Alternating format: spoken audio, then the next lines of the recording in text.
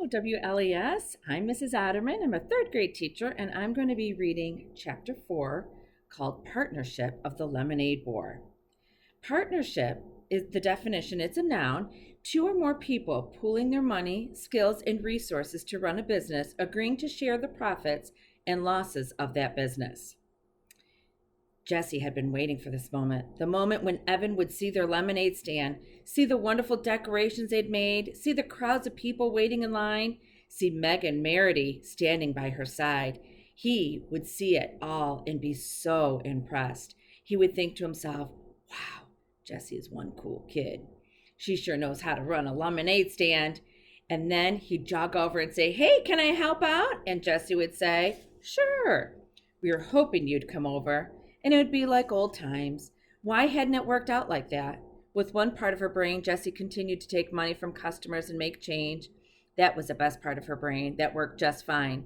With the other part of her brain, Jessie went over what happened with Evan. That was the part of her brain that tended to run in circles. She and Megan were selling lemonade. Business had been good. Then Mrs. Polly, the neighborhood mom, walked up. She had had a bunch of kids in her backyard running through the sprinkler, and now they wanted 12 cups of lemonade. 12! It was the biggest sale of the day. Megan got cracking, pouring the lemonade, and Jessie took the 6 singles that Mrs. Polly handed her. All the kids from Mrs. Polly's backyard were chanting, lemonade, lemonade, lemonade. A fly buzzed by Jessie's ear. They'd been having a problem with flies because of the sticky lemonade spills on the stand. And she cocked her head to one side to shoo it, since her hands were busy with the money. And that's when Jessie looked up and saw Evan standing there, staring. So she smiled, but he didn't smile back. So she waved, even though she had all that money in both hands. She waved so he'd know that she was happy to see him. And then he stalked off, all stiff-legged and bristly, and she never got to say, sure, we were hoping you'd come over, like she rehearsed in her head. And just then, Tommy Polly, who was 2 years old, pulled down his bathing suit and peed right on the lawn. And Megan laughed so hard, Jessie was sure she could hear it all over the neighborhood. That's what had happened. That's exactly what had happened. But Jessie knew that something else entirely had happened, and she didn't get it. The way she didn't get a lot of things about people. All she knew was that the sight of Evan walking away from her for the second time that day, made her feel so sad and alone, and she just wanted to run home to her room and curl up on her bed with Charlotte's Web. Hey, Madame Cash Register, said Megan, nudging her. You're falling behind. Ring 3 for this lady and 1 for this kid here. Jessie turned away from the retreating figure of Evan. That's $1.50, she said to the woman standing in front of her. She took the $5 bill the woman was holding out and made change from her lockbox, focusing all of her energy on the part of her brain that worked just fine. It's true that when Evan had first walked out of the garage, Jessie had banged up to her room and tried to think of every possible that she could make of his life a living misery. She thought of telling Mom that Evan was the one who broke the toaster by playing hockey in the house, which is not allowed. She thought of taking back every one of her CDs from his room, even though she knew that would mean she'd have to give back all of his CDs. She even thought of putting peanut butter in his shoes. That was something she read in a book, and she loved to imagine that moment of horror when he'd think he'd somehow gotten dog doo-doo inside his shoes. But when these ideas had finished bouncing around in her brain, and when her breathing had returned to normal, and her fists weren't clenched at her sides anymore, she knew that what she really wanted was to get the old Evan back, the one who was so much fun to be around, the one who helped her out in every jam. Like when she ate all of Lorna Doones, the Lorna Doones that Mom had set aside for the Girl Scout meeting, and Evan had ridden his bike to the 7-Eleven and bought a new package before Mom even noticed, or when she not accidentally, but how she's supposed to know, picked the red flowers in Grandma's garden that were a hybrid experiment. Evan had said they were both done it so that Grandma's disappointment was spread around. Or the time that Jessie had smashed the ceramic heart that Daddy had given her because she was so mad that he had left them. And then when she had cried about her broken heart, Evan had glued every single last piece back together again. She wanted back the Evan who was her best friend. But Evan didn't want her because he thought she was a baby and she was going to embarrass him in Mrs. Overton's class.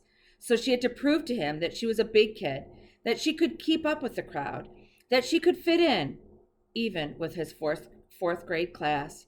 I'll show him I can sell lemonade too, just as good as him and Scott. I won't embarrass him. So Jessie got down to business. She knew she needed a partner. From past experience, she learned that having a lemonade stand alone wasn't considered cool. It was considered pathetic, and her partner would have to be a fourth grade girl because that's what this was all about, showing she could fit in with fourth graders. So the question was, who? It had to be a girl who lived in the neighborhood, or at least close enough to bike to her house, and it had to be someone that Jessie had talked to at least once.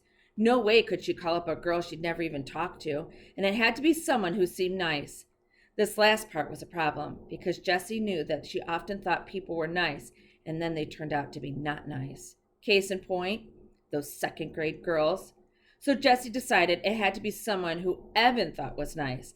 Evan knew about these things. He was the one who had explained, with his big arm around her shoulder, Jessie, those girls are making fun of you. They are not nice.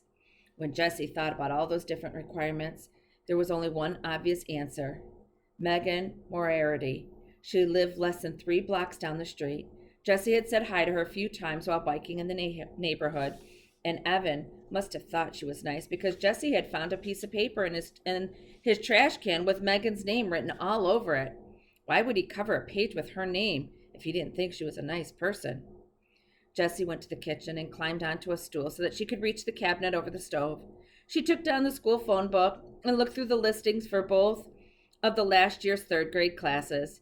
No Megan Moriarty? Duh, Jessie remembered. She moved in halfway through the school year. With a sinking heart, Jessie checked the town phone book. No Moriarty family listed on Damon Road. Okay, said Jessie, slapping the phone book shut and putting it back in the cabinet over the stove. Time for Plan B. Jessie went to the hall closet, got out her backpack, which had been hanging there empty since the last day of school. Inside, she put 3 cans of frozen lemonade from the freezer and her lockbox full of change. She put the $10 bill, still paperclipped to last year's birthday card from her grandmother, in her top desk drawer. Then she went to the garage, strapped on her helmet, and rode off on her bike. As she left the driveway, she could see Evan and Scott's lemonade stand on the corner, but she was careful not to make eye contact. She did not want to talk to Evan until she was ready to, ta-da, impress him. Her heart leaped when she imagined him ditching Scott to be with her. Megan's house was so close that Jessie got there in less than 30 seconds. And less than 30 seconds wasn't nearly long enough for her to plan what she was going to say. So she rode back and forth in front of the house about 15 times, trying to pick the right words. What are you doing? A voice shouted from the upstairs window. Jessie slammed on her foot brakes and looked up. Megan was staring down at her. She looked huge. Her voice did not sound nice. Riding my bike, said Jessie. But why are you riding back and forth? Asked Megan impatiently. In front of my house. I don't know, said Jessie. You want to play? Who are you? Asked Megan. Jessie, said Jessie, pointing down the street towards her house. Evan's little sister, asked Megan. Jessie felt like a deflating balloon. Yeah. Oh, said Megan. I couldn't tell because of the helmet. Jessie took her helmet off. So you wanna? She asked. There was a long pause. Well, where's Evan? Asked Megan. He's out somewhere with a friend, said Jessie. Oh, said Megan. Jessie looked down at the ground. People tell you things, Evan had told her once, with their hands in their faces and the way they stand. It's not just the way they say.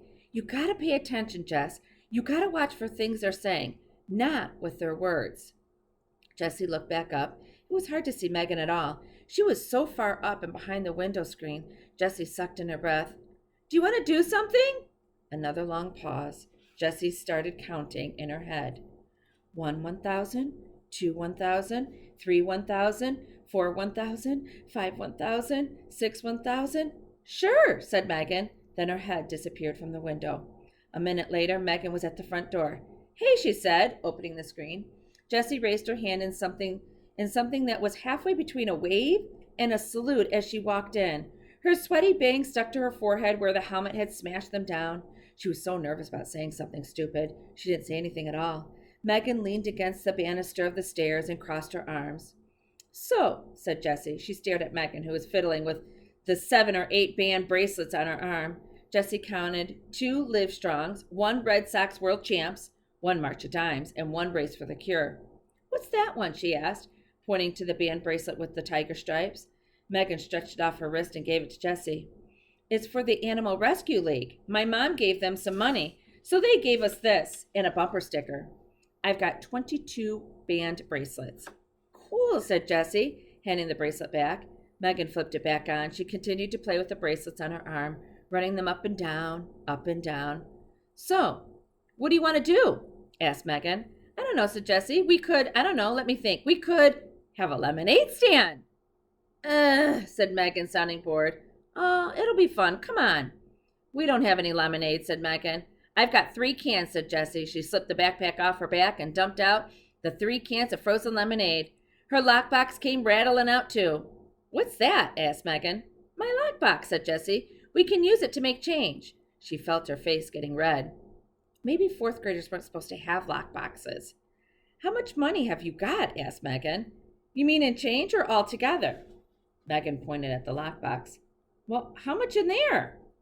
$4.42, 14 quarters, 5 dimes, 3 nickels, and 27 pennies. Jessie didn't say anything about the $10 she left at home. Both of Megan's eyebrows shot up. Exactly? She asked. What do those eyebrows mean? Jessie wondered in a panic. Why was Megan smiling at her? Jessie, those girls are making fun of you. They are not nice. Jessie didn't say anything. She had a sick feeling in her stomach that was going to turn out badly. Megan straightened up. Wow, you're rich, she said. Do you want to go to 7-Eleven? We could get Slurpees. But, Jessie pointed to the cans of lemonade on the carpeted hallway floor. The frost in them was already starting to sweat off. We could do the lemonade stand later, said Megan. Maybe. Jessie thought of Scott and Evan, racking up sales 2 blocks down. How was she going to prove herself to Evan if she couldn't even get Megan to have a stand? How about the lemonade stand first, Jessie said, and then Slurpees with our earnings. I bet we even have enough for chips and gum. You think? Said Megan. I know, said Jessie. Look, she held up a can of lemonade. It says right on the can, yields 64 ounces. So we get 8 cups from each and sell each cup for $50. So that's $4. And then there's 3 cans. So that's $12 altogether, right? The numbers flashed in Jessie's brain so fast she didn't even need to think about what she was multiplying and dividing and adding. It just made sense to her. Hey, how old are you? Megan asked, looking at her sideways. 8, said Jessie, but I'll be 9 next month. Megan shook her head. That math doesn't sound right. No way we can make $12 from just 3 little cans. Uh-huh, said Jessie. I'll show you. Do you have a piece of paper? Jessie started to draw pictures. She knew that other kids couldn't see the numbers the way she did. They needed the pictures to make sense of math. Look, she said. Here are the 3 pitchers of lemonade, because we've got 3 cans of lemonade, and each pitcher has got 64 ounces in it. Now, when we pour a cup of lemonade, we'll pour 8 ounces, because that's how much a cup holds. You don't want to pour less than that, or people will say you're being a cheapskate. So each pitcher is going to give us 8 cups, because 8 times 8 equals 64, right? Now, we'll sell each cup for 50 cents. That's a fair price. That means that every time we sell 2 cups, we make $1, right? Because 50 cents plus 50 cents equals $1. So look, I'll circle the cups by 2s, and that's how many dollars we make. Count them. Megan counted the circle of pairs of cups. 10, 11, 12. That's how much money we'll make, said Jessie, if we sell all the lemonade, and if we do the lemonade stand. Wow, said Megan, you're really good at math. She puffed her cheeks out like a bullfrog and thought for a moment. Then she popped both cheeks with both hands and said, whatever, let's do the lemonade thing. Jessie felt soaked in relief. Maybe this was going to work out after all. An hour later, Jessie and Megan had transformed the little wooden puppet theater in Megan's basement into the hottest new lemonade stand on the block. The stand was decorated with tissue paper flowers, cut-out butterflies, and glittery hearts. It was a showstopper. And boy, did people notice it. Kids in the neighborhood, strangers walking their dogs, moms strolling with carriages, even the two guys fixing the telephone wires. They all came to buy lemonade. And just when Jesse and Megan were on the verge of running out, Mrs. Moriarty went to the store and bought 3 more cans, free of charge.